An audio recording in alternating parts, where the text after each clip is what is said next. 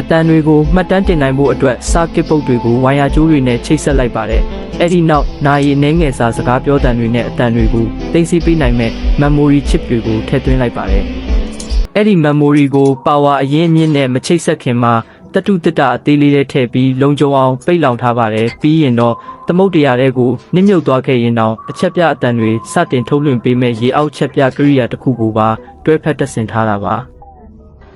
အားလုံးကိုထူထဲတဲ့တတုအိမ်ကာကွယ်ထဲမှာအသေးပိတ်ပစ်လိုက်ပြီးပျောက်ဆုံးသွားတဲ့အခါမှာအလွယ်တကူမြင်တွေ့နိုင်ဖို့အတွက်တောက်ပတဲ့လိမ်မော်ရောင်ဆေးတုပ်ထားပါတယ်။အခုဆိုရင်တော့ဒါဟာလေရင်ပြက်ကျတဲ့တန်ကိုတောင်ကြက်ကြက်ခံနိုင်မဲ့အရေးပါတဲ့ကိရိယာအသေးလေးတစ်ခုပဲဖြစ်ပါတယ်။ဒါဟာလေရင်မှုတွေရဲ့နောက်ဆုံးအချိန်မှာဘာတွေပြောခဲ့တယ်လဲဆိုတာကိုဖမ်းယူမှတ်တမ်းတင်ပေးနိုင်တာကြောင့်ဒီဝမ်းနဲ့စရာဖြစ်ဆိုးကြီးဟာဘာကြောင့်ဖြစ်ပွားခဲ့ရတယ်လဲဆိုတာကိုကျွန်တော်တို့ဖော်ထုတ်နိုင်မှာပဲဖြစ်ပါတယ်။